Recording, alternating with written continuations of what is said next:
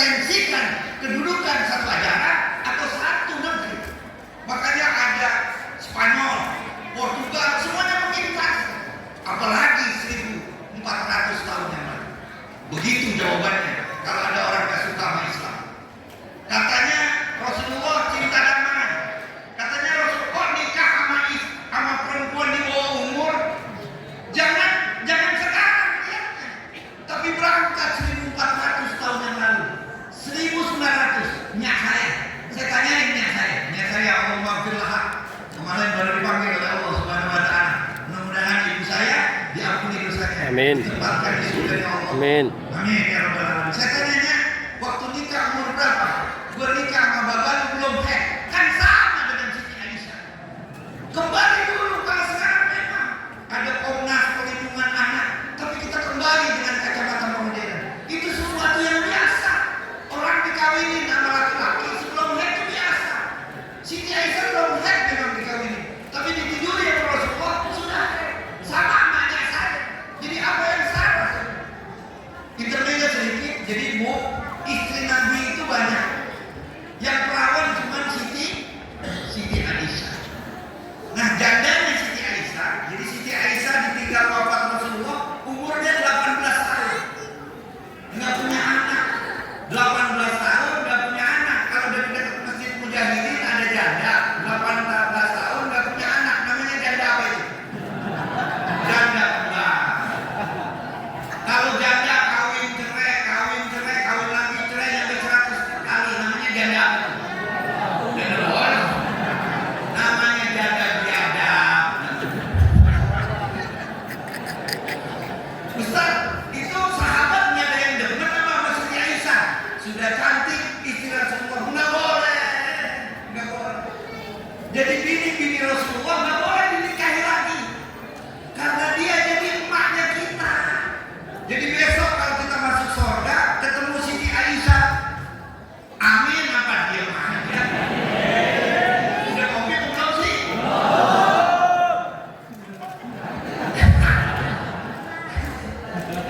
Jadi besok kalau kita masuk surga ketemu Siti Aisyah, panggil emak. Benar, dia ibu kita tuh. Kalau ketemu Siti Khadijah panggil mama. Kan panggilan itu sesuai dengan penghasilan. Ya. Kalau mama berarti gaji lakinya di atas UMR biasanya. Kalau mama ini RT nih lagi minta proposal. Ada maklum, mama, ada Pak RT, ini RT. Cepet gitu. Karena manggilnya mama. Kalau manggilnya ibu berarti lakinya di bawah UMR jadinya. Ya. Kalau manggilnya umi berarti lakinya tukang berkerawi.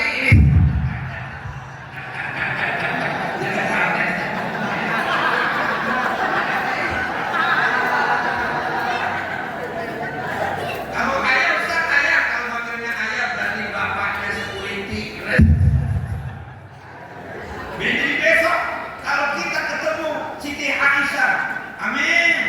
Kita panggil emak. Ustaz datanya dari mana? An-Nabiyyu aula bil mu'minina min anfusihim wa azwajuhu ummahatuhum. Begitu kata Allah. Jadi Nabi itu paling mulia dari dirimu sendiri bahkan.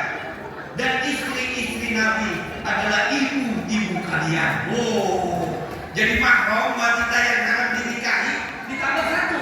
Siapa? Istri-istri Nabi Muhammad. Jadi gak boleh dikawinin haram.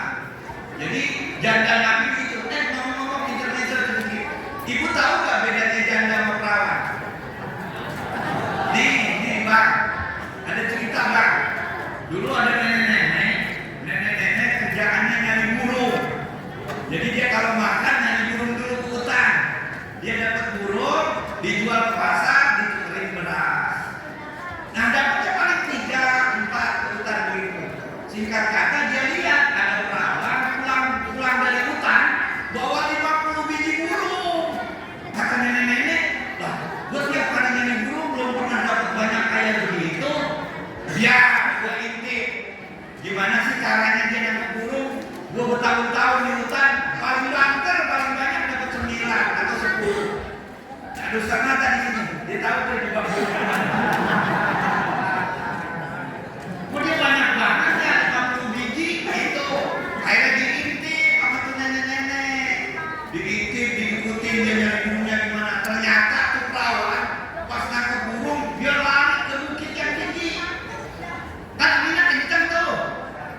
dia naik di bukit, dia angkat roknya. Pas diangkat bunyi, begitu. Akhirnya bukan kalau kita mencoba burung, gitu ya. Itu bunyinya santet. Akhirnya nanti perawat, burung pada datang, ditegrok.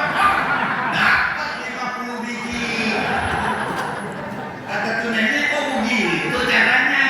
Gitu, kata tuh nenek. Gua juga bisa. Tiba ngangkat rok, ya. Pulang ke perawannya, nenek, gua mau yang lebih tinggi, gitu. Dia mah cuma di bukit, gua mau di atas gunung. Akhirnya dia naik ke atas gunung. Dia angkat roknya. Bunyinya lain.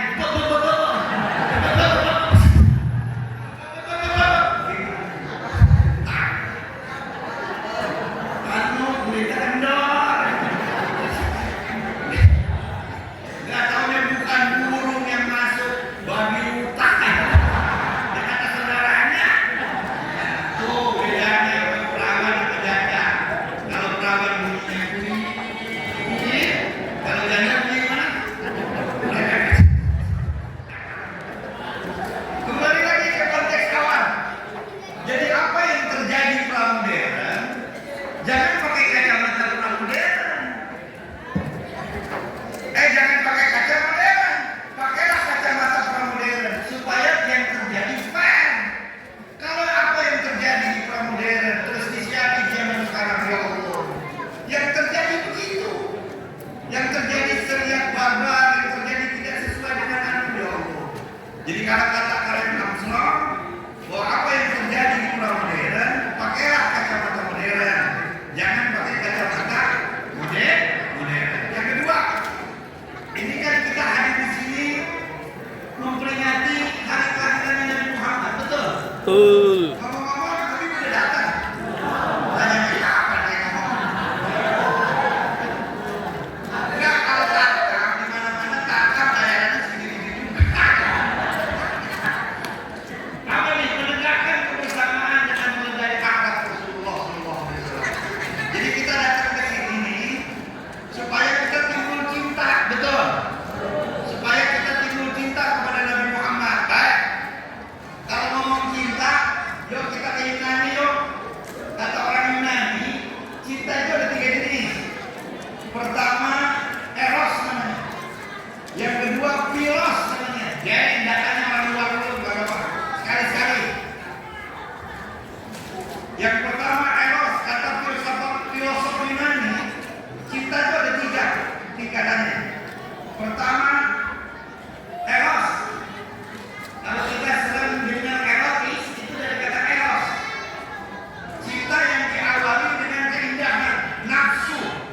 Jadi kita pengen dia karena kita pengen memilikinya. Kita pengen mengatur dia. Kita pengen menguasai dia. Itu namanya cinta eros. Erotis.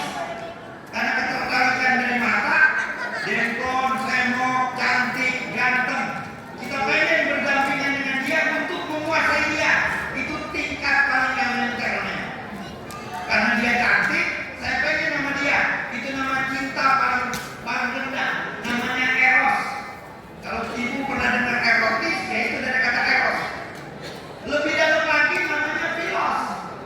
Bukannya cinta sama bapak lu, tapi kesian. Nah, itu udah karena kedalaman. Bukan lagi teman, tapi keakraban.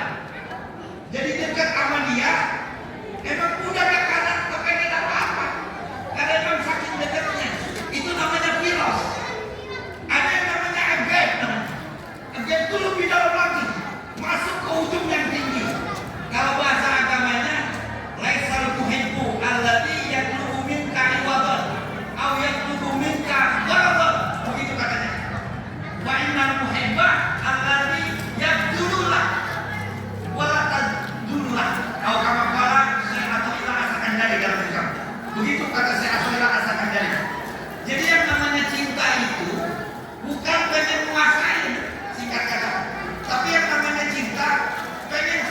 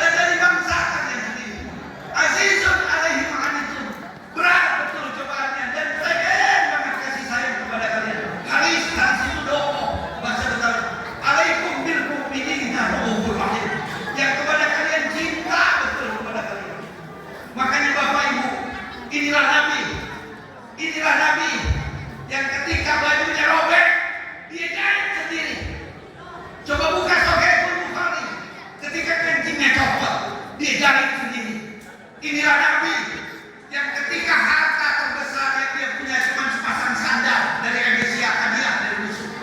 Kalau bapak ke museum-museum, ada kaisar dipajang apa? Mahkotanya dari intan berlian.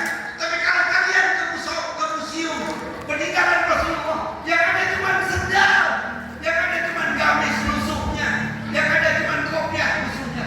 Dia tidak seperti pemimpin-pemimpin yang lain.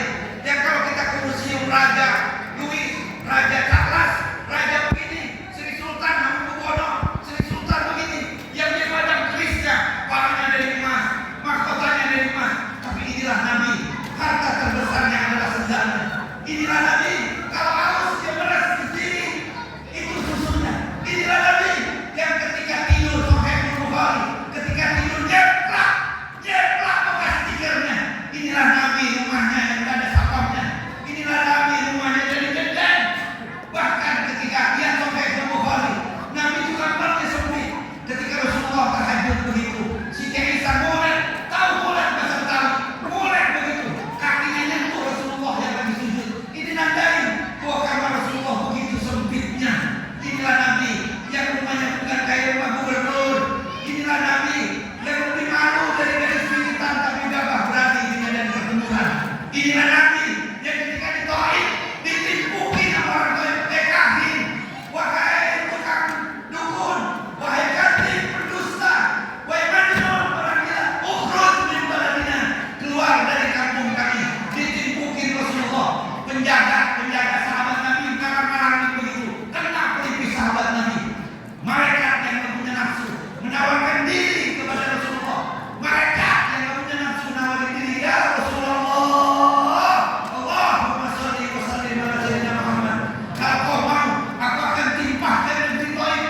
Ini pakai bukit ini. Apa kata Nabi kita yang mulia?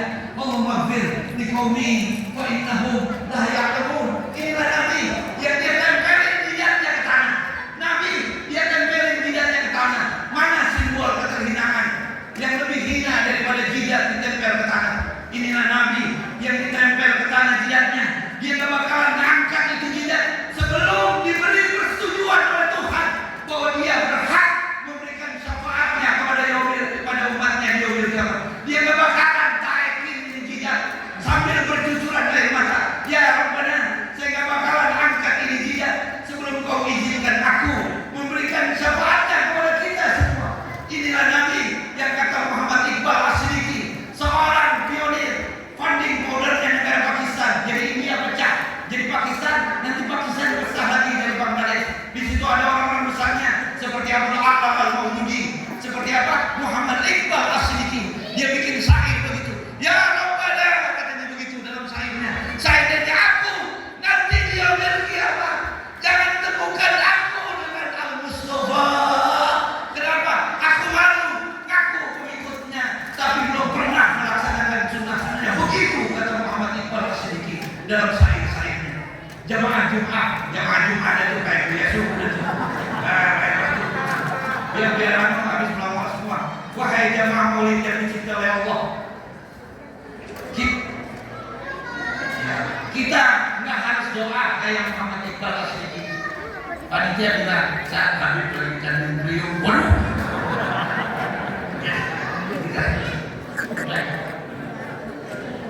Kita nggak harus berdoa seperti Muhammad Iqbal Asyidiki, tapi dengan segala kerendahan hati kita datang ke tempat maulid. Ini adalah dari bentuk rasa cinta kita kepada Nabi Muhammadin SAW. Lalu apa besar supaya timbul cinta? Yang pertama banyak selawat. Orang yang cinta itu banyak nyebut namanya, banyak selawat kepada Nabi Muhammadin SAW.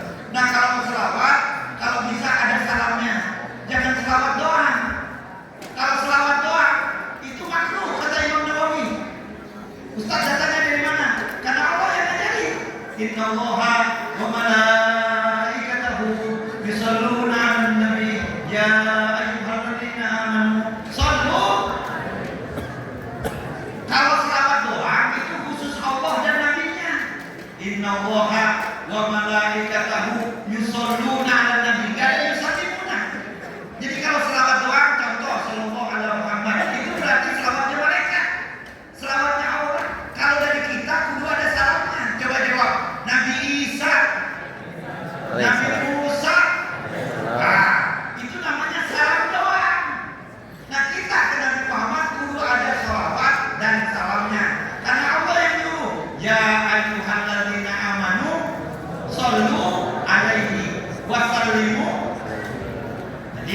selawat dan salam. Jadi mau selawat apa kecuali ada riwayat seperti selawat Jibril, jadi boleh kita baca kalau ada riwayat. Itu di selawat Ustaz, waktu kita tahiyat nggak ada salamnya, udah jawab. Memang itu pertanyaan. Kan waktu tahiyat itu ada selawatnya ya. Salamnya mana? Pertama, Assalamualaikum warahmatullahi wabarakatuh. Begitu kata Syekh Zainuddin bin Abdul Aziz Al-Malibari dalam kitab Fathul Mu'in. Saya ngajar itu masih nempel betul gitu. Jadi itu juga pakai salam. Mana salamnya? Assalamualaikum warahmatullahi wabarakatuh. Baru kita Allahumma sholli ala sayyidina. Ustaz pakai sayyidina apa kagak? Pakai sayyidina. Walaupun di dalam sholat, iya. Walaupun di dalam sholat pakai sayyidina. Karena ada keutamaan. Pakai sayyidina. Dulu orang tua kita berantem gara-gara sayyidina. Kalau nggak pakai sayyidina katanya Muhammadiyah. Dulu tahun 60-an. Sekarang mah enggak ya. Enggak, karena kita ini sebagai bentuk bangga, itu perbedaan. Dulu orang kalau nggak pakai sayyidina berantem. Wah, orang Muhammadiyah tuh nggak pakai sayyidina. Kalau pakai sayyidina iya. Ah itu NU, berarti dia NU. Jadi nyampe mana? Selawat dan salam dulu ada salamnya. Selawat yang mana kayak yang cakep, yang penting ada salamnya. Makanya selawat badar. Kenapa disebut selawat badar, Bapak? Halo? Kenapa disebut selawat badar? Karena ada badarnya, mikirnya lama banget. Coba rame-rame yuk. Sholatullah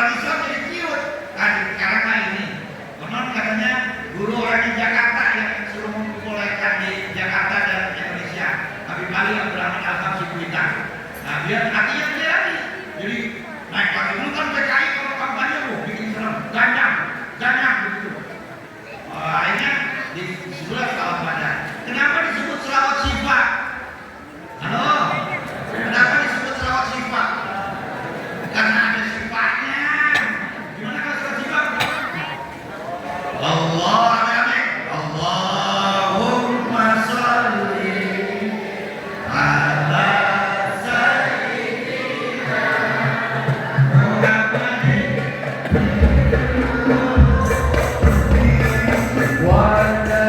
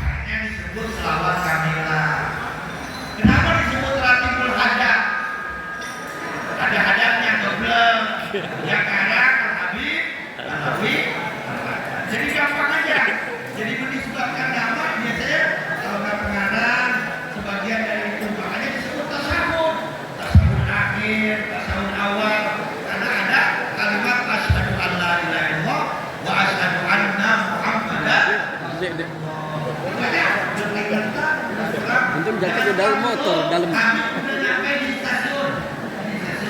Stasiun mana?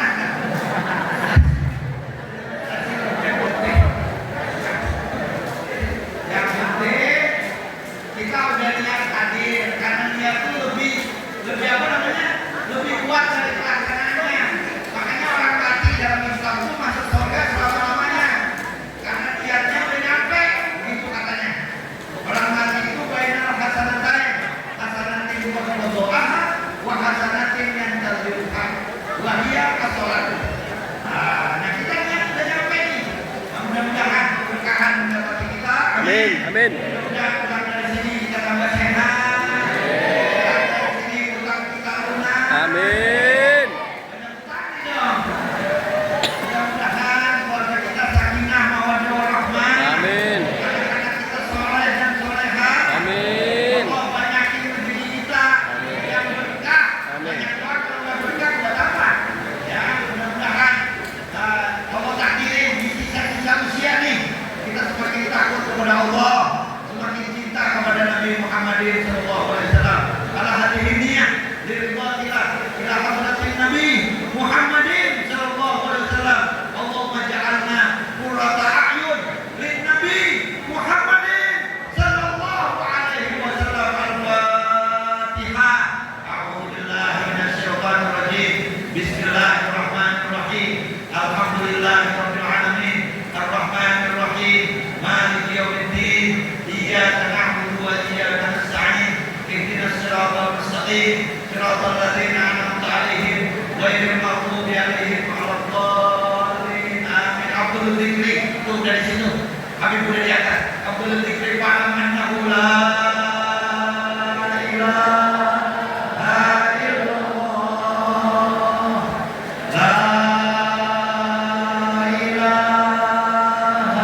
illallah. La ilaha illallah. Muhammadur Rasulullah sallallahu alaihi wasallam. Kalimatu haqqin 'alaiha nahya wa la yanamut wa la yanqatu insyaallah ta'ala min al-amin bi rahmatillahi wa karamih. Innallaha wa malaikatahu yusalluna 'alan nabi ya ayyuhalladzina amanu shallu 'alaihi wa sallimu taslima. Cukup. Nanti Habib datang langsung aja kemari. Enggak usah langsung aduk, kita tunggu sebentar. Nyambil selawatan satu dua lari lagi, itu Habibnya udah sini. Jadi panitia Habibnya langsung aja suruh kemari di jamaah udah banyak lihat gitu. Satu selawat lagi, kurang lebihnya mohon maaf. Saya akhiri wallahu a'lam bishawab. Assalamualaikum warahmatullahi wabarakatuh.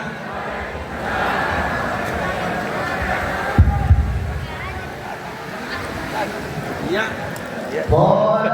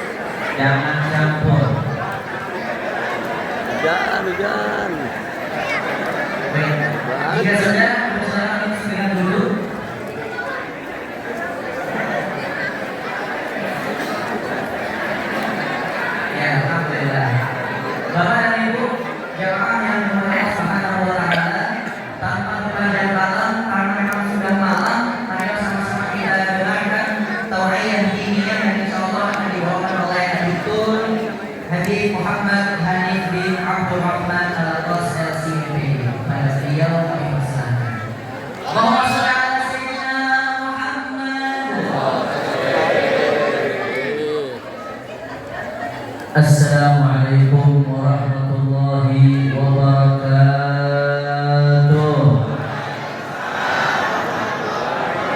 Tuh.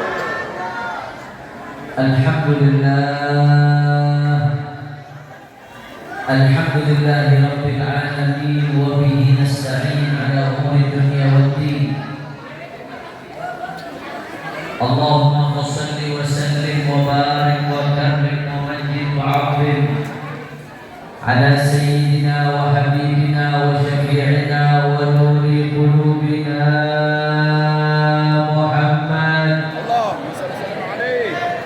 الفاتح لما أغلق والخاتم لما سبق ناصر الحق بالحق والهادي إلى الصراط المستقيم وعلى آله وصحبه حق قدره ومقداره العظيم يا فتاح يا عليم. أما بعد. Para alim ulama, para asatidz, para kiai, para habaib, para sesepuh, para tokoh masyarakat, wabil khusus segenap TKM Masjid Al-Mujahidin, para guru-guru kita yang kita hormati. Tidak lupa yang teristimewa untuk guru kita bersama yang menemani saya datang pada malam hari ini, Al-Habib Adilullah Ibnu Al-Habib Idrus bin Hashim Al-Abbas Al-Faqih, selaku pimpinan Yayasan As-Sa'adah Kota, dan semuanya, para kiai, para asatidz, para tuan-tuan guru yang tidak bisa saya sebutkan satu persatu tanpa mengurangi rasa hormat dan ta'zim saya kepada beliau-beliau semua. Kita doakan mudah-mudahan guru-guru kita Allah panjangkan umurnya, Allah sehatkan badannya, Allah jaga zahir batinnya, Allah menangkan perjuangannya. Amin ya rabbal. Dan salam penghormatan yang paling istimewa saya hadiahkan kepada hadirin hadirat, muslimin muslimat, mukminin mukminat yang hadir pada malam hari ini. Semua angkat tangannya kita minta sama Allah, mudah-mudahan tidaklah keluar dari tempat ini kecuali semua dosa kita diampuni oleh Allah. Yang sakit Allah angkat penyakitnya, Allah sehatkan badannya. Semua yang hadir dilapangkan rezekinya, diberkahi kehidupannya. Amin ya rabbal. Ahibati kiram, alhamdulillah. Pada malam hari ini kita sama-sama berkumpul tidak lain dan tidak bukan dalam rangka memperingati Maulid Agung Baginda Nabi Muhammad sallallahu alaihi wasallam. Saudara, Nabi yang merayakan maulidnya pada malam hari ini adalah An-Nabiyul Mu'allim, seorang nabi yang Allah utus sebagai guru, pengajar, pendidik. Maka Anda tidak akan pernah menemukan guru, pengajar, pendidik yang lebih sempurna daripada baginda Nabi Muhammad sallallahu alaihi wasallam. Saking sempurna hidupnya Nabi sebagai guru, pengajar, pendidik, sampai-sampai yang pertama Allah sendiri yang menyebut dalam Al-Quran, Qala Ta'ala, "Walladzi ba'atha fil ummiyina rasulan minhum yatlu 'alaihim ayatihi wa yuzakkihim wa yu'allimuhum al-kitaba wal hikmah wa in kanu min qablu lafi dhalalin mubin." Shadaqallahul 'azim. Apakah Allah Ta'ala, Bapak Ibu sekalian, Allah mengatakan ketika bicara tentang diutusnya baginda Nabi Muhammad sallallahu alaihi wasallam, kata Allah Ta'ala, Nabi diutus untuk apa? Yatlu 'alaihim ayatihi, untuk membacakan kepada umat ayat-ayatnya Allah, wa yuzakkihim, untuk mensucikan umat manusia dari karakter yang buruk, pindah musibah, datang Nabi merubah supaya manusia punya karakter baik. Masa di situ yang paling penting yang ketiga, apa kata Allah Ta'ala?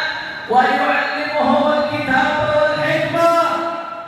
Kita punya Nabi diutus untuk mengajarkan kepada umat,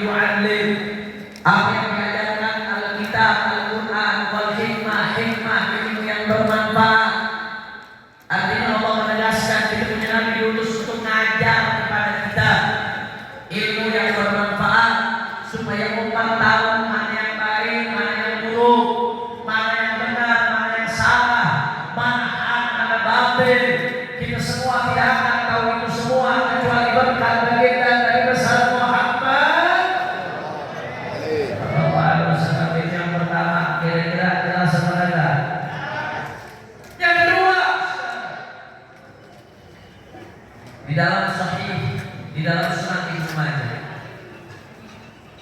dari hadis yang diriwayatkan oleh sahabat Abdullah bin Amr bin Al-As radhiyallahu anhu bahwasanya Rasulullah sallallahu alaihi wasallam suatu saat keluar dari masjid. Ketika Nabi keluar dari masjid, mohon maaf, Nabi keluar dari rumahnya masuk ke dalam masjid.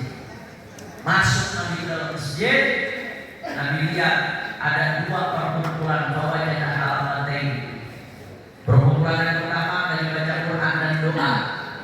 Perkumpulan kedua lagi yata'allamun wa yu'allimun, sedang menjalankan proses belajar mengajar. Masuk Nabi dalam masjid, Bapak Ibu sekalian, Nabi dapatkan dua perkumpulan tersebut. Apa kata Nabi sallallahu alaihi wasallam? Kullun ala khair. Kata Nabi dua-duanya bagus. Dua-duanya baik. Ditunjuk oleh Nabi kumpulan yang pertama, apa haula dan mereka fa yang Quran Al-Qur'an wa yaqulun Allah, mereka baca Quran minta sama Allah. Bagus. Insyaallah wa insyaallah. Kalau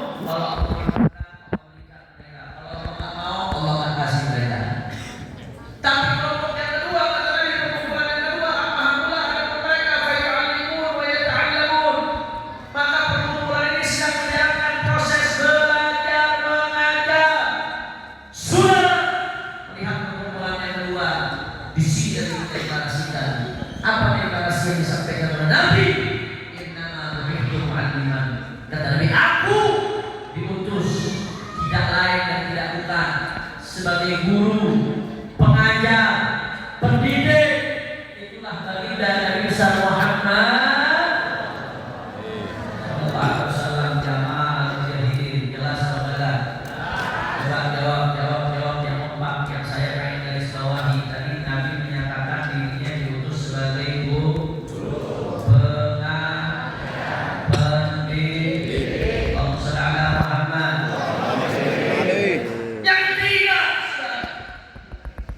Kali ini hadis ini diriwayatkan dari Imam Muslim dalam Sahihnya. Bukan hanya Nabi yang menyatakan diri sebagai guru, bukan hanya Allah yang menyatakan Nabi sebagai guru, tapi para sahabat pun menyebut Nabi sebagai guru. Saudara, ada kejadian ketika itu ada seorang sahabat namanya Muawiyah bin Hakam As-Sulami radhiyallahu anhu sholat jadi makmum di belakangnya Rasulullah sallallahu alaihi wasallam. Begitu beliau jadi sholat jadi makmum di belakangnya Nabi, ketika itu ada salah satu makmum yang bangkis. Orang lain yang ngamuk tahu bangkis. Yang tahu bangkis berarti KTP-nya asli di sini. Bersih. Ada satu sahabat yang bersih.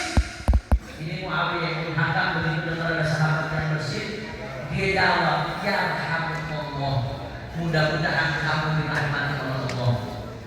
Dia ngomong sama yang bersih, mudah-mudahan tahu dirahmati oleh Allah. Saya mau tanya sama nenek kamu, lagi sholat ngomong batal apa enggak? Sholat nggak boleh ngomong orang, nggak boleh menjadikan orang sebagai lawan bicara. Dalam sholat itu lawan bicara hanya boleh dua, Allah dan Rasulullah. Rasulullah walaupun manusia, tapi dalam sholat kita kalau nggak menjadikan Nabi sebagai lawan bicara, nggak sah sholat kita. Karena dalam sholat kita wajib membaca Assalamualaikum ayyuhan Nabi wa rahmatullahi. Itu berarti kita menjadikan Nabi sebagai lawan bicara. Selain Allah, selain Nabi, nggak boleh lawan bicara di sholat. Ini sahabat menjadikan yang bersih tadi sebagai lawan bicara. Karena dia ngomong, ini geger di masjidnya Rasulullah.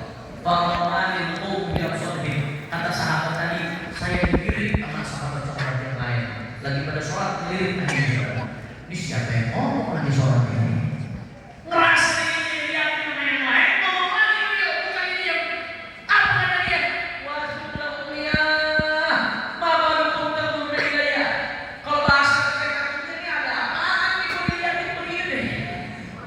Itu lagi sholat ngomong dilirik, bukan dia. Kalau ngomong lagi sudah. Itu sebagai sahabat lupa sampai gergetan saya terima di afdhalim, sampai ada kumpul paha sebagai sahabat gergetannya sakit apa ngomong lagi begitu sudah.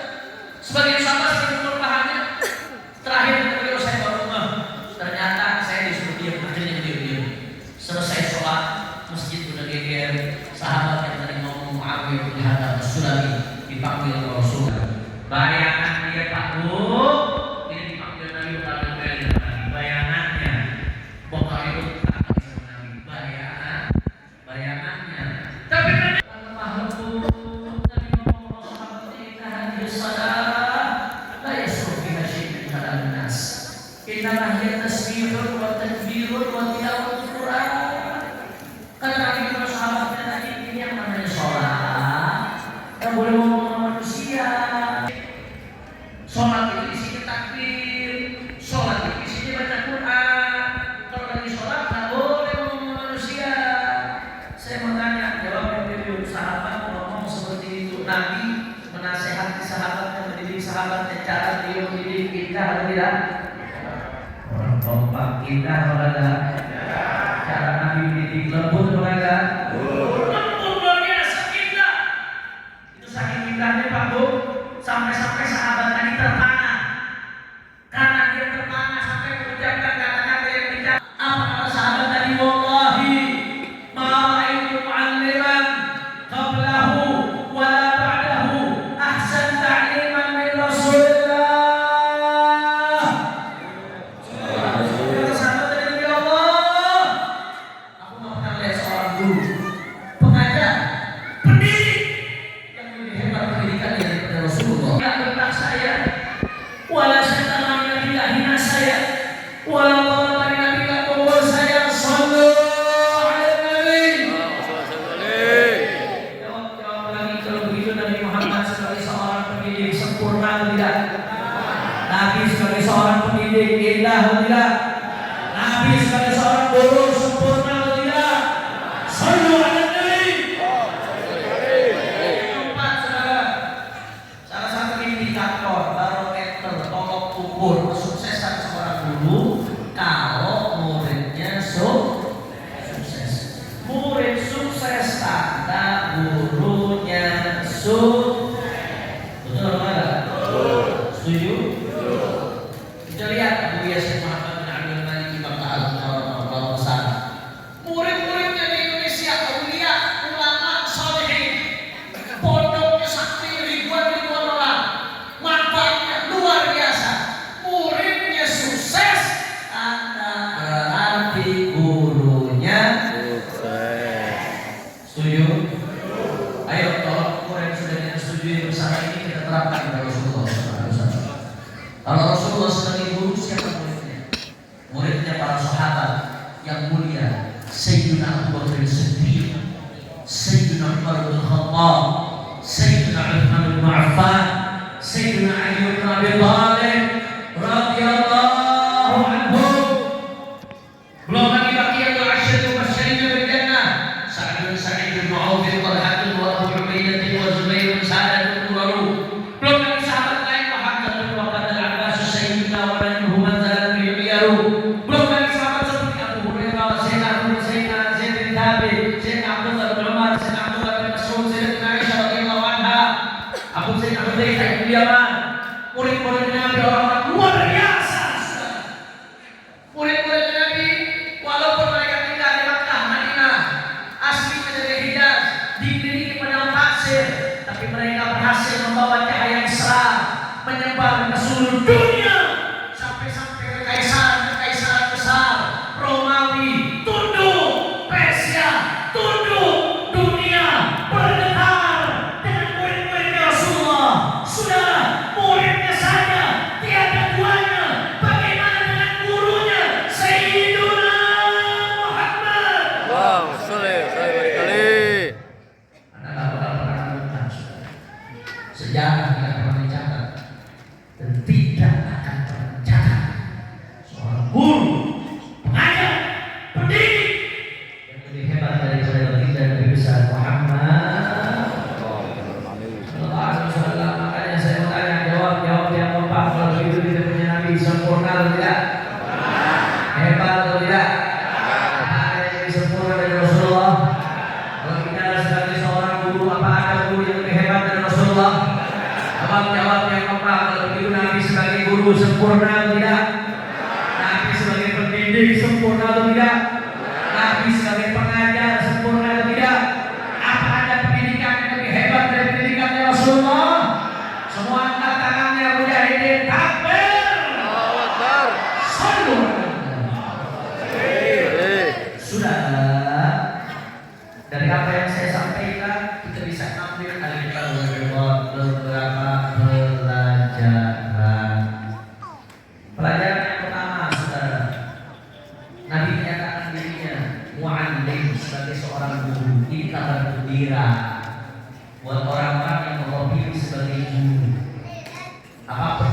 kami, Ustaz, Kiai, Buya, Bu Guru, Pak Guru, dosen, guru besar, profesor, disebut apapun Anda, profesi yang Anda jalankan sekaligus selama Anda mengajarkan ajaran Rasulullah adalah profesi termulia, karena Rasulullah guru, Anda pun guru, Anda satu rel dengan Nabi Muhammad Sallallahu Alaihi Wasallam.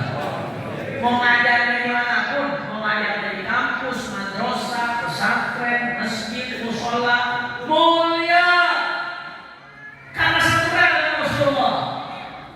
Nggak ada urusan. Kadang-kadang guru di kampung suka dipandang sebelah mata, gara-gara pas-pasan ekonominya apa adanya dipandang sebelah mata. Nggak ada urusan, manusia boleh sama guru. Kenapa? Karena satu barisan dalam baginda Nabi Muhammad Sallallahu Alaihi Wasallam. Sudah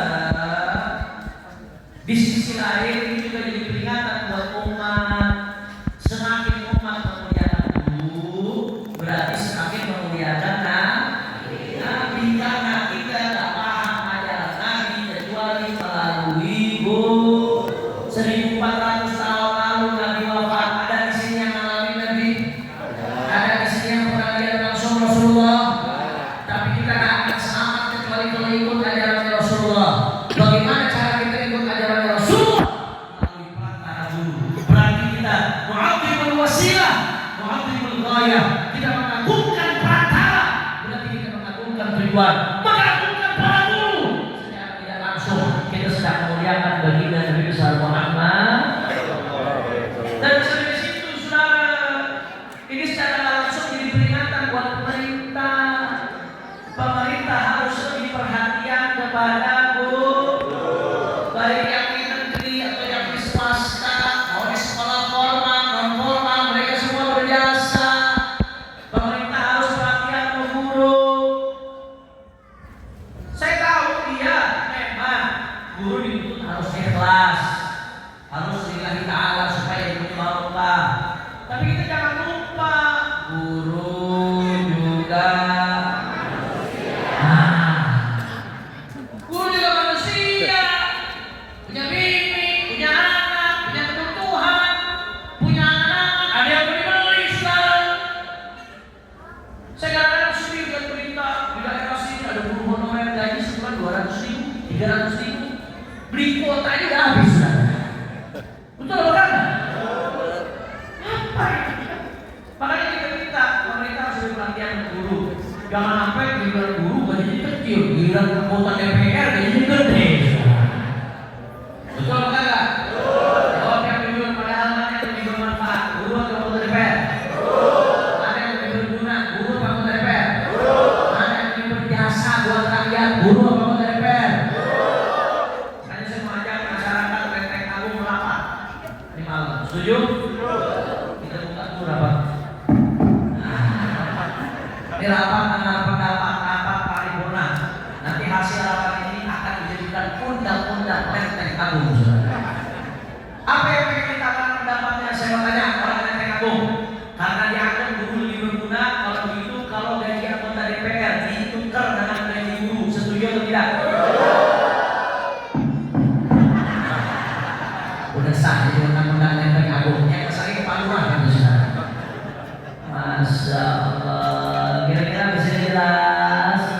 Maka saya mau tanya, Lenteng Agung siap melihatkan para guru, siap agungkan para guru, siap hormati para guru, siap takdir dengan para guru, siap jaga para guru.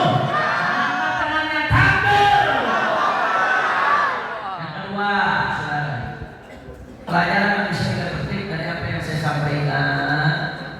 Nabi sampai ngomong Pak Guru, innama bu'ithtu mu'alliman. Kata Nabi, aku diutus sebagai mu'allim. Itu kalau kita ngerti bahasa Arab, kata-kata innama tufidul hasra, menunjukkan arti hasr. Kalau kita orang Betawi terjemahnya, sesungguhnya Nabi diutus tidak lain dan tidak bukan sebagai mu'allim, pendidik. Artinya Nabi sedang mendeklarasikan diutusnya Nabi dengan misi pendidik. Ini menunjukkan saking pentingnya pendidik dan betapa umat butuh pada pendidik. Betul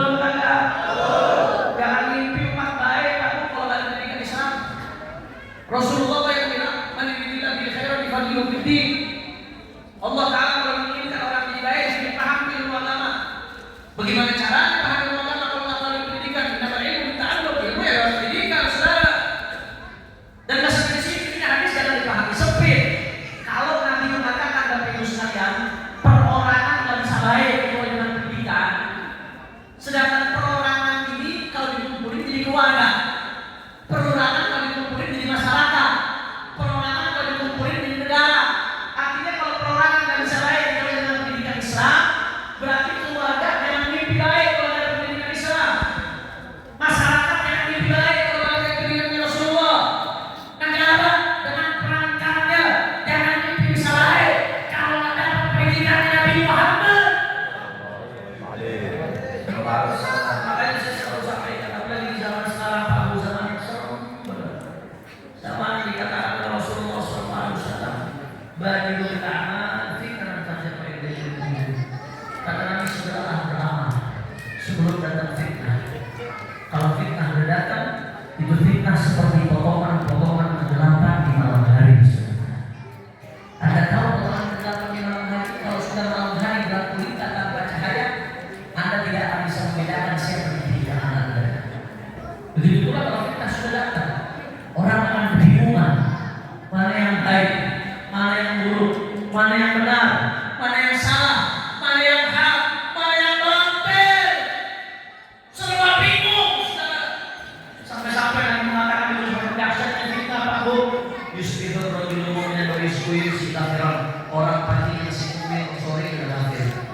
Yumsi mu'minan wa yusbihu kafiran. Sore masih mukmin, pagi sudah kafir. Na'udzubillah min.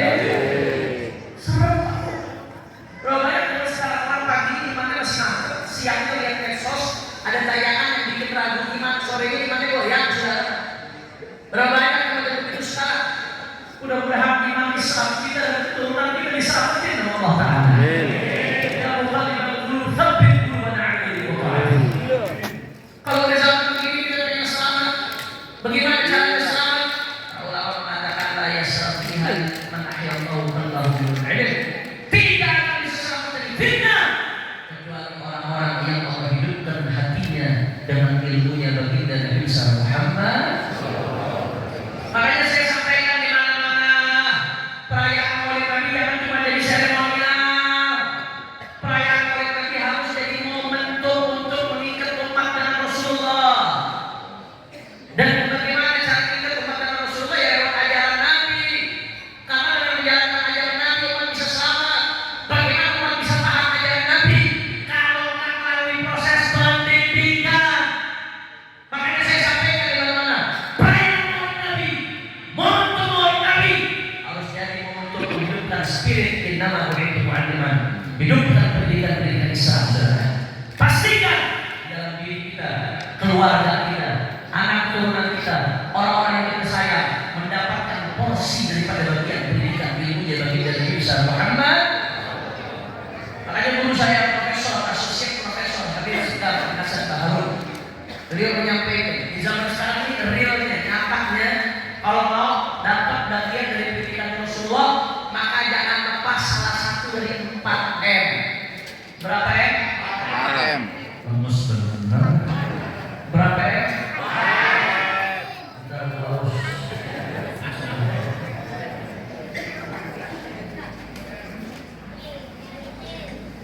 Kalau minum ke sunnah Nabi, minum baca apa? Bismillah. Pakai tangan. Tangan. Mau beli mesti minum pakai tangan kiri. Minumnya jangan masuk kelompok, orang minum masuk kelompok otak. Minumnya dikit-dikit, 3 nafas, 3.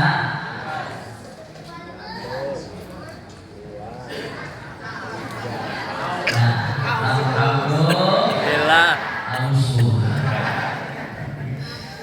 Jelas. Kembali kakaknya hari udah bawa satu sunnah pulang ke rumah. Insya Allah. Lanjut. Berapa ya? Orang kompak berapa ya? Saya doain yang jawabnya kompak dan 4 miliar. Duit lu kencang. Berapa ya? 4M, jangan lepas salah satu dari 4M. Pengen terikat dengan Rasulullah, jangan sekarang, jangan lepas salah satu dari 4M. Diri kita, keluarga kita, anak cucu kita. Apa 4M itu Habib? Yang pertama mondok. Yang pertama apa? Orang kompak. Yang pertama apa? Orang semangat. Yang pertama apa? Pondokin anak apa? Pondok pesantren yang paling aman yang sekarang. Di zaman ibu, bu,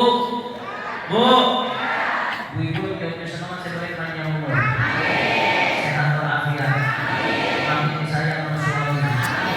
Ibu yang pas saya ceramah ngobrol apalagi main HP sewain lakinya kalau tidak. Bu, jawab jujur anak kita kalau di rumah kerjaannya pegang apa? Bangun tidur yang dipegang, mau sholat yang dipegang, mau sholat yang dipegang, lagi duduk sama orang tua yang dipegang, mau makan yang dipegang, sendok makan yang HP. Akhirnya apa yang terus-terusan menempel anak kita HP. Sampai ada studi, ini bukan ngomong studi menunjukkan di antara negara-negara yang ada di dunia itu Indonesia salah satu negara dengan durasi penggunaan HP per hari terlama di dunia rata-rata. Jadi orang Indonesia itu setelah diteliti per harinya terasa pegang HP sehari 7 sampai 8 jam rata-rata. Masalah buka grup lagi padahal nggak ada yang transfer, nggak berasa 7 atau 8 jam. Saya bilang kemana-mana 7 atau 8 jam itu boleh dipakai buat pegang pun aku bisa terbang lu di wali. Betul nggak ada? Ini fakta itu rata-rata. Belum main Mobile Legends, belum main Roblox nih, bocah-bocah Roblox deh, belum main video online sudah.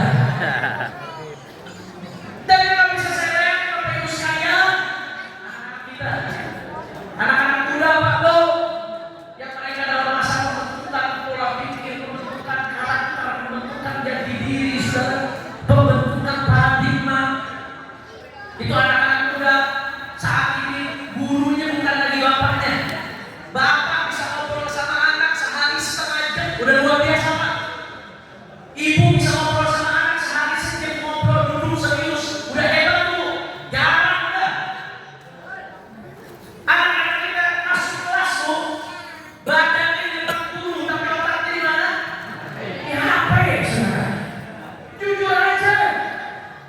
Sekarang menjadi guru dari anak-anak kita bukan lagi bapaknya, bukan lagi ibunya, bukan lagi orang tuanya, tapi guru dari anak-anak kita yang senantiasa bersama dia mempengaruhi otaknya, pikirannya, jati dirinya, karakternya. Siapa guru tersebut? Facebook, Instagram, Twitter, YouTube, Google, ChatGPT, TikTok. Betul enggak? Ini bukan masalah enteng Pak. Yang saya sampaikan bukan masalah enteng. Di dalam media sosial ada nilai positif, tapi kalau kita menjujur negatifnya jauh dari saudara. Di medsos maksiat dianggap normal Pak. Orang nggak jilbab biasa aja, zina biasa aja, bukan masalah. Pacaran no problem, bahkan kurang dia biasa. Di medsos nyaci maki ulama biasa, nyaci maki habaib, nyaci maki Islam biasa. Terus anak kita tumbuh setiap hari dijejelin tontonan yang begitu. Ya Allah, saya nggak bisa bayangin Pak 30 tahun lagi gimana edukasi kita ini.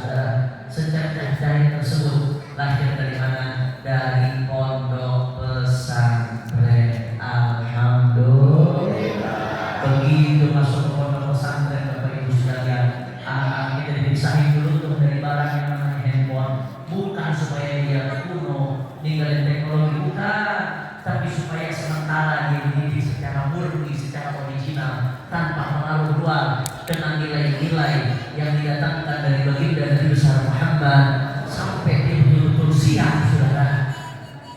Anak bapak ibu di pesantren yang 3 malam dari bangunin tahajud dia lagi doain bapak ibunya, saudara. Anak bapak ibu di pesantren di waktunya berjamaah diperhatiin, zikirnya diperhatiin, sampai ucapannya diperhatiin, perilakunya diperhatiin. Ketika anak di luar sibuk dengan HP, anak bapak ibu di pesantren anaknya sibuk dengan Al-Quran. Allahumma sholli ala Muhammad. Makanya semuanya peran pesantren dahsyat atau tidak? Luar biasa atau tidak? Karena sudah ada guru saya Profesor Dr. Abu Yan Habib Abdullah bin Muhammad Baharul Hafizahullah, Rektor Al-Aqaf University. Beliau menyampaikan pondok-pondok pesantren Al-Ma'ahid Al-Islamiyah di Indonesia, qal'at di Indonesia, wa qal'atul Islam al-Muslimin. Pondok-pondok pesantren di Indonesia adalah benteng kokoh untuk Indonesia dan benteng kokoh untuk umat Islam. Jangan kaget Bapak Ibu sekalian, benteng ini teruji. Belanda 350 tahun menjajah. Ente pikir Belanda kalau misi ideologi, Belanda itu pengen mengkristenkan Indonesia, cuman gagal. Kenapa? Salah satunya karena pesantren-pesantren yang berdiri jauh sebelum Indonesia merdeka. Ada di Jawa Timur salah satu contoh namanya pesantren Sidogiri. Itu berdiri 290 tahun Pak Bu, sebelum Indonesia merdeka 210 tahun. Jadi umurnya sekarang 290. Berarti dia berdiri 210 tahun sebelum Indonesia merdeka. Bayangin tuh, di zaman Belanda ketika Belanda ingin menyebarkan Kristen, dia berdiri kokoh menjadi pendiri umat, pendiri ulama, menyebarkan dari seluruh Indonesia, saudara. Masuk Jepang tetap berdiri kokoh, masuk rezim Orde Baru, Orde Lama, saudara, rezim reformasi, dan begitu pula arus liberalisasi, sekularisasi, saudara, arus pluralisme yang mengusir akidah umat. Gagal mereka. Kenapa? Karena ada pesantren-pesantren yang berdiri kokoh jadi benteng akidah akhlak untuk umat. Allah Akbar. Saya mau tanya, peran pesantren dahsyat atau tidak? Main-main Pak. Makanya kata Profesor Baharul, kalau mau maju di Indonesia, hancurkan pesantren. Karena nggak bisa kita tembus Indonesia kecuali dengan menghancurkan benteng. Apa bentengnya? Pesantren. Jangan kaget Bapak Ibu sekalian, kalau Anda akan menemukan gerakan masif sistematis untuk merusak wilayah pesantren. Karena musuh-musuh Islam tidak akan ridho. Islam harus sunnah wal jamaah dijaga secara murni oleh pondok pesantren tanpa pengaruh liberalisme, sekularisme, pluralisme, materialisme, saudara. Nggak, mereka pada itu dijaga itu. Makanya mereka berusaha untuk pesantren, ada pesantren, saudara. Dan ini terjadi fakta. Saat ini kita lihat bagaimana kalau ada satu dua aja kesalahan pondok pesantren, di blow up besar-besaran Pak Bu. Beritanya nggak berhenti. Ada satu dua kejadian pencabulan misalkan di pesantren, ya itu salah, kita nggak membenarkan. Kita pengen yang seperti itu dihukum seberat-beratnya, betul nggak? Tapi satu dua kejadian di blow up seolah pengen gambarkan semua pesantren tempat cabul, semua pesantren tempat kekerasan seksual, pesantren tempatnya penyimpangan seksual. Ada guru santri lagi sholat kiainya dianggap feodalisme perbudakan modern. Dan lagi ramai kemarin di TV, saudara. Saya sudah sampaikan sebelum ramai ini, saya sampaikan kepada saudara. Santri dianggap tempatnya bully, saudara. Itu seolah-olah jadi wadah pesantren. Padahal kejadian begitu di pesantren berapa persen sih? 0,00000 sekian persen persentasenya. Yang baik jauh lebih banyak pesantren, yang soleh jauh lebih banyak, yang berhasil mencetak ulama jauh lebih banyak, yang berhasil mencetak ulama baik jauh lebih banyak. Kenapa seolah yang jelek ini pengen dijadikan wadah pesantren? Betul? Betul? Dan kalau kita jujur, penyimpangan seksual, kekerasan seksual, bully di luar pesantren jauh lebih banyak apa enggak? Lebih mengerikan, saudara. Lebih mengerikan. Tapi seolah ini wadah pesantren. Kenapa? Harus musuh Islam tahu. Mau hancurkan Indonesia, harus hancurkan pesantren, saudara. Selama pesantren berdiri kokoh, umat memiliki kepercayaan kepada pesantren, berarti benteng ini masih kokoh, Indonesia masih aman. Itu yang membedakan Indonesia dengan negara-negara lain, saudara. Allahumma shalli ala Muhammad. Pesantren. Kalau bisa pondokin anak kita, saudara. Yang penting di pondok pesantren Ahlus Sunnah wal Jamaah. Jangan pabrik pondokin anak, akhirnya kayak pondokin di Al-Zaitun, saudara. Syekh Panji Gumilang. Bukan dengan sembarangan juga, mesti jelas gurunya siapa, ajarannya ke Ahlus Sunnah. Mondok harus di ulama, mondok biar ngerti agama, biar paham ada, biar dididik dengan pendidikan akhlak. Urusan di ulama itu rezeki bonus. Tapi yang paling penting dia paham agama, sehingga nanti di masa depan dia mau jadi apapun, dia mau jadi dokter yang paham agama. Mau jadi arsitek yang paham agama. Mau jadi politikus yang paham agama. Mau jadi bisnismen yang paham agama. Mau jadi ekonom yang paham agama. Mau jadi saudara astronot lagi, terbang astronot yang paham agama, saintis yang paham agama. Karena agama ini bukan cuma buat ulama, agama bukan cuma buat ustaz, tapi agama buat semua umat yang bagian dari Nabi Muhammad.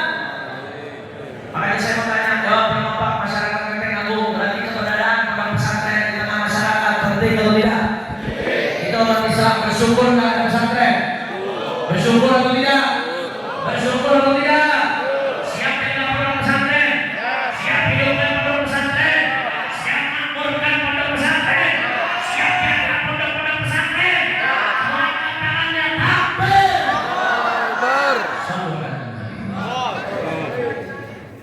Yang pertama tadi apa? Lupa. Yang pertama apa? Habib, saya nggak bisa ini menyerotin anak, Habib. Bagaimana nih? Anak saya nggak bisa jauh-jauh, saya kayak anak ibu-ibu mau dikepek anak saya. Bagaimana Habib? Ya udah nggak apa. Dia pulang dari kampusnya, pulang dari belajar sains dan lain sebagainya, suruh ngaji biar paham Al-Quran. Jangan sampai sekolah tinggi-tinggi baca firman Allah nggak bisa, saudara. Apa artinya bisa baca ucapan manusia, tapi nggak bisa baca ucapan Allah Subhanahu Wa Taala? Paham minimal mana yang halal, mana yang haram, mesti ngaji. Paham minimal cara ibadah yang dasar-dasar, sehingga besok kalau bapak ibu mati meninggal dan itu kita kasih bekal meninggal, anak itu bisa ngaji buat kita. Kalau anak kita nggak bisa ngaji sekarang, besok kita mati yang mau ngaji siapa? Ada orang lupa kaya, duit miliaran, jabatan tinggi, aset di mana-mana, begitu mati itu namanya kalangan rumah berjejer, tapi jenazah masih di tengah rumah, udah nyetel kaset Al-Quran. Ditanya ini kenapa nyetel kaset? Anaknya kemana nggak ngaji? Ternyata anaknya nggak bisa baca Quran. Kalau sudah begitu yang terjadi, apa artinya duit? Apa artinya jabatan? Apa artinya pangkat? Apa artinya aset? Mendingan hidup apa adanya, pas-pasan, makan tahu tempe, tapi kita mati, anak kita ngaji buat kita, saudara. Betul atau tidak? Mudah-mudahan kita meninggal dunia di dalam anak-anak yang soleh. Yang selalu mengirimkan pahala buat kita. Amin ya Rabbal. Jelas sebarangnya. Jelas sebarangnya. Alhamdulillah. Jadi yang ketiga apa? Yang pertama. Pondok, Yang kedua. madrasah. Yang ketiga. Habib sudah tua mau ngaji malu, ngaji secara khusus tuh malu. Habib saya nggak punya waktu, saya sibuk kerja, sibuk bisnis. Ya udah nggak apa-apa, ambil M yang keempat. Apa M yang keempat? Majelis. M yang keempat apa? Jakarta sudah kekurangan majelis. Setiap masjid, setiap musola ada majelis. Betul nggak? Betul. Mau nyari ilmu fikih, akidah, akhlak, penimbangan dasar-dasar ada diajarin, nggak ada alasan buat nggak hadir majelis. Habib saya sibuk, Habib saya nggak ada waktu buat hadir majelis. Seminggu 2 kali aja, seminggu 2 kali nggak ada waktu, Habib. Seminggu sekali nggak ada waktu, Habib. Bohong. Itu orang-orang yang ngomong nggak ada waktu buat majelis. Saya mau tanya, kalau main HP waktu ada nggak? Nongkrong waktu ada nggak? Ngopi waktu ada nggak? Yang buat ke majelis nggak ada waktu, iya. Layangan singkir. Betul nggak? Habib saya dikosong, nggak ada majelis, beneran internet nggak ada internet tempat saya kerja, Habib. Nggak ada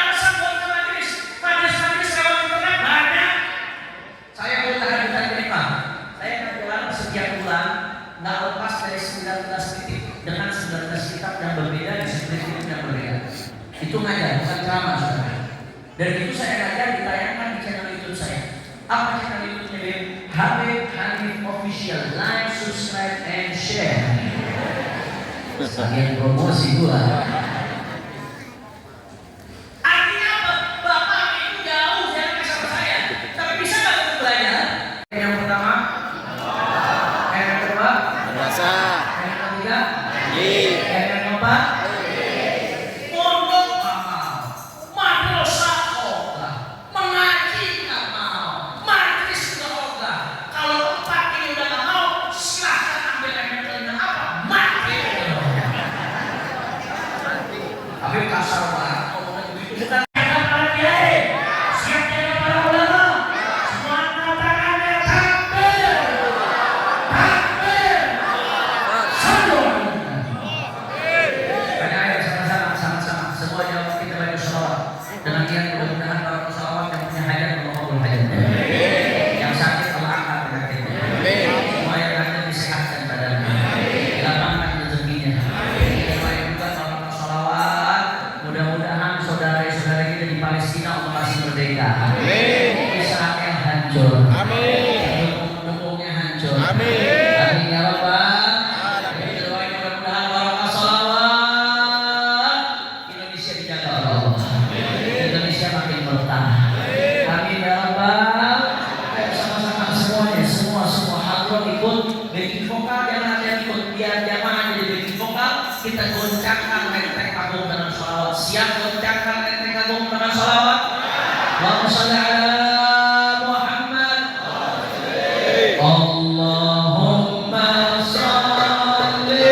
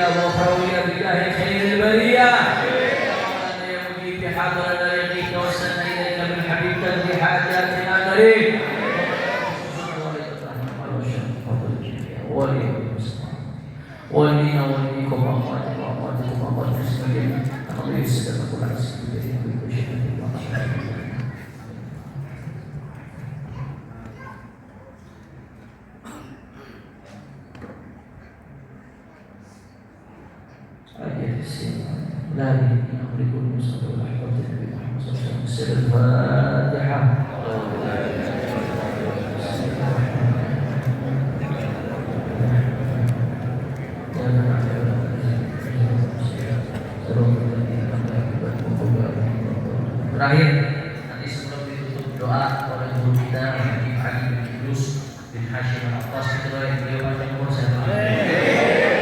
Kondisi kesehatannya sebetulnya bukan lagi fit betul. Beliau sudah sakit dan gak main-main yang beliau sedang hadapi, tapi dengan semangatnya beliau terus lanjutkan dakwah. Allah beliau panjang umur sehat walafiat, jaga kehebatannya Allah Taala. Ya, sebelum itu saya mengundang jamaah Masjid Al-Mujahidin, masyarakat Lenteng Agung. Besok malam, ya, saya mengundang, insya Allah kami dari Majelis Quraidah yang saya khadimnya akan mengadakan Jakarta Barat bersolawat, ya, yang insya Allah dalam rangka Maulid Agung Baginda Nabi besar Muhammad SAW, sekaligus haul saya punya guru Abu Hasan Tahrul dan haul saya punya Abah Abdul Rahman dan Umar Al-Abbas. Ya, di jam berapa kita mulai isya berjamaah? Sebelum isya biar kumpul, ya, karena takut rame ke bagian tempat. Sebelum isya biar udah kumpul, saudara, ya, insya Allah akan di dihadiri oleh para alim ulama, para kiai, para habaib yang akan ceramah imam besar Al Habib Muhammad Rizik bin Syihab, dan juga saudara ya yang akan membaca maulid, baca sholawat, ada munsyid internasional. Ada Habib Abdullah bin Ali Al-Aqas Bekasi, ada Kiai Haji Nasir Mansur, munsyidnya Abu Yasir Muhammad bin Abdul Nadi, saudara, dan yang lain sebagainya. Ya, pokoknya target kita menghadiahkan jutaan sholawat untuk baginda Nabi Muhammad. Sehingga turunlah ratusan juta rahmat dari Allah buat kita. Insya di mana lokasinya? Di Kelurahan Sukabumi Selatan, bukan Jawa Barat, bukan. Kecamatan Kebon Jeruk, Jakarta Barat, bukan Jawa Barat, Jakarta Barat. Pokoknya bukan di Google Map. Kelurahan Sukabumi Selatan, Kebon Jeruk. Jangan lu nyasar ke Sukabumi, Solo nanti. Kebon Jeruk. Lokasi di mana? Buka aja Habib Hanif Official. Itu nanti ada barcode di situ, menunjukkan lokasinya di sebelah mana. Tinggal di barcode, saudara. Tinggal di scan barcode, nanti muncul lokasinya di mana. Ya. Udah datang kalian pengen bolos, sudah ada tempat gua. Nah, siap hadir? Nah, besok pokoknya besok di kampung kosongin dulu kosongnya. Tidak semua dikosong. Kehadiran Anda semua adalah kehormatan buat saya. Ya, dan keberkahan buat saya. Kita ketemu besok. Kita minta sekarang guru kita Al Habib Ali bin Idrus bin Hashim Al-Attas Al-Faqih untuk membacakan talqin, zikir dan doanya buat kita. Foto Habib Ali. Habib Ali di sini supaya ibu-ibu bisa melihat Habib Ali. Ayo.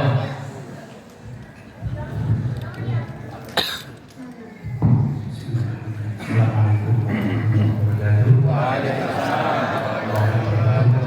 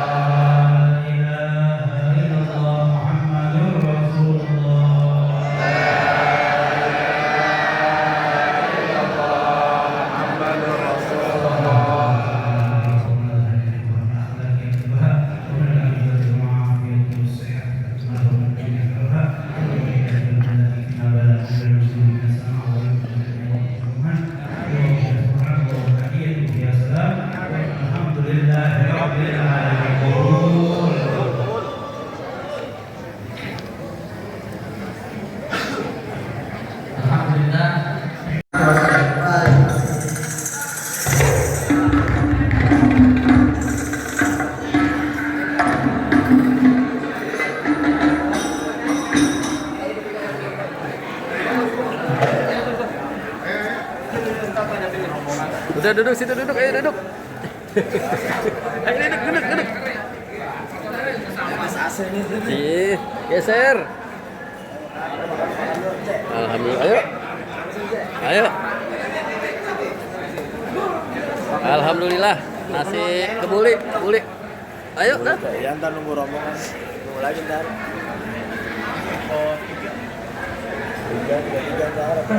Nasi kebuli ayam goreng. Bentar lagi. Goreng.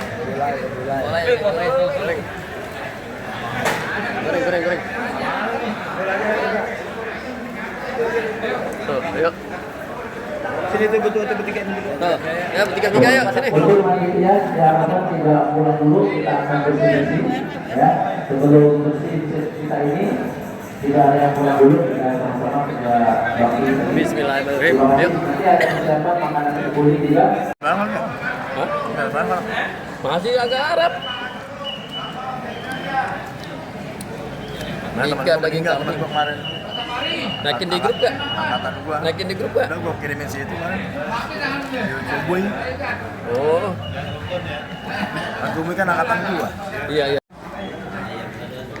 Alhamdulillah selesai juga acara maulidan di Masjid Al Mujahidin. Haji.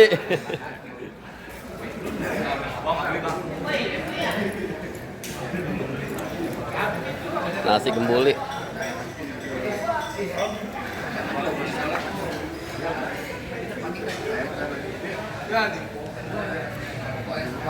Naik YouTube loh. Naik YouTube. Habisin. Ikat habisin beri. YouTube bang ya, makasih bang.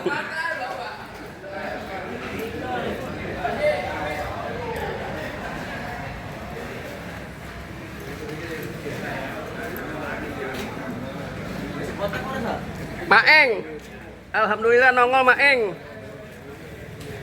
Selamat berjumpa kembali dengan channel saya Maeng. Bilang yang mana sih?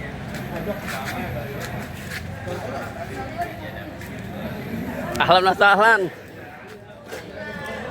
Marhaba. Cariin no 97. Sampai namanya lupa gue. Yoker.